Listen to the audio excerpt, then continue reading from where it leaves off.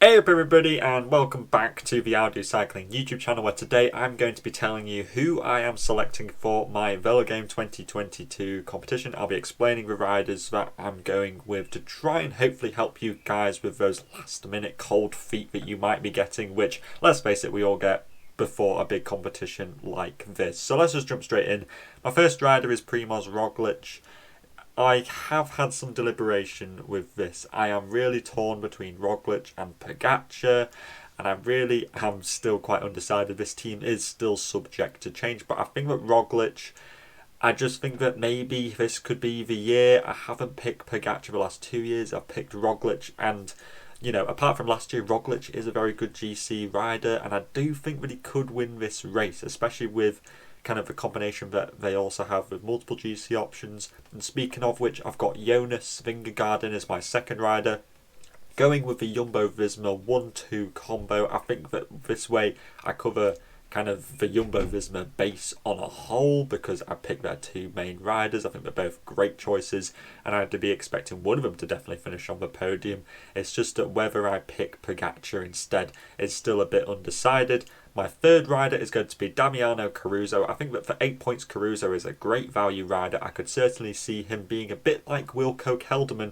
from last year's edition. If you remember back to last year, Kelderman ended up getting, I think it was like 1,200 points. Just a very quiet GC rider, gets on with the job and slowly accumulates points, kind of unnoticed, and then at the end everybody's like, well, where the hell did they get so many points from? And I think that Caruso could fulfill that role this year.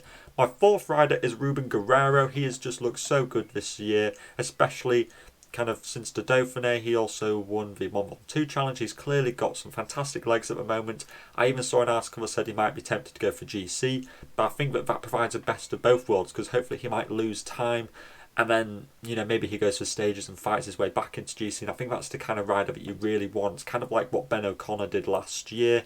And I think that Guerrero is going to be a great choice, and I'm really looking forward to seeing what he can do, especially since EF have those really cool kits newly released. My sprinter is Wout van Aert. I went through some iterations and a bit of a phase where I didn't have Wout van Aert on my team, but then I decided and I came to my senses and I thought Wout van Aert is just too dangerous. He's pretty much just a guarantee to put onto your teams, and in fact that's really a rule that I have, is that Wout van Aert just has to go on your team when he's available. The TTs, the sprints, I just imagined myself going through that first week without Wout van Aert, and just the terror that I would have to be putting myself through without having Wout van Aert on my team. It was too much. I couldn't deal with it.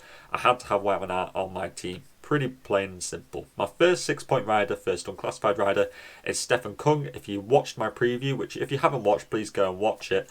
Stefan Kung was the one who I highly recommended as the 6 point rider, because he's been looking really good, especially at the Tour de Suisse. He was climbing really well there, and he's got a very good time trial. He might not win the time trials, but I think that he could finish top 5 in both of those, get in a couple of breakaways. I think that Kung's a really solid shout for a lot of teams.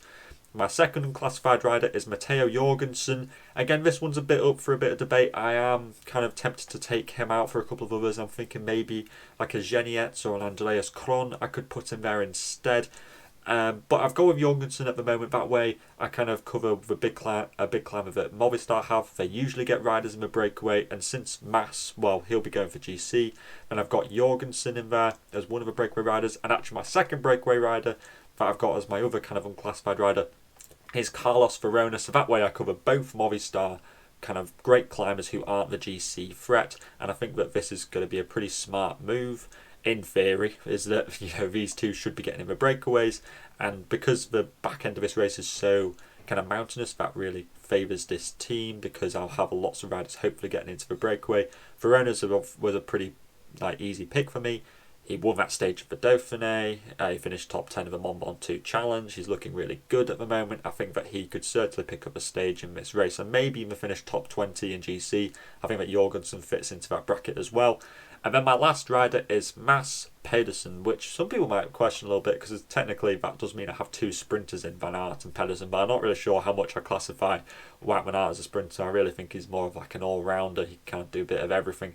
But Pedersen, I came to my senses and I thought, well, Pedersen could, by stage 5 with the cobbled stage, the opening TT, he could be on 500-ish points by the time we reach stage 5. And I reckon that he could contest, you know, the green jersey a little bit. Maybe he'll finish second or third in that competition. That's another 100 points at the end. He'll probably make it to the Champs-Élysées where he could finish, you know, maybe in the top 3 there. I think it's very possible Pedersen could get close to 1,000 points, which for an 8-point rider is incredible value. And so, yeah, I decided to go with Pedersen in that slot. But yeah, of course, like I said, there's a couple of riders which I'm still questioning. The alternative for me would be that instead of Roglic, Jorgensen and Pedersen, I would be going with Pogacar, a 4-point rider, more than likely Schoenberger, and then a 6-point rider, more than likely Nielsen Paulus. That gives me the security that I'd have Pogacar in the team, but I would lose the Pedersen, which I think is pretty strong, and I'd also lose Jorgensen for Schoenberger, although I do rate Schoenberger quite highly for this race. But let me know in the comments down below. In fact, there is a poll on the channel at the moment with those 2 scenario teams in there. Be sure to go and vote on that and let me know which one you think you would go with, and also put your teams and any queries down in the comments down below. I'll be sure to go and respond to them all. So all that is left to say is best of luck with tomorrow, keep safe out there, and I'll see you in the next video. Salut!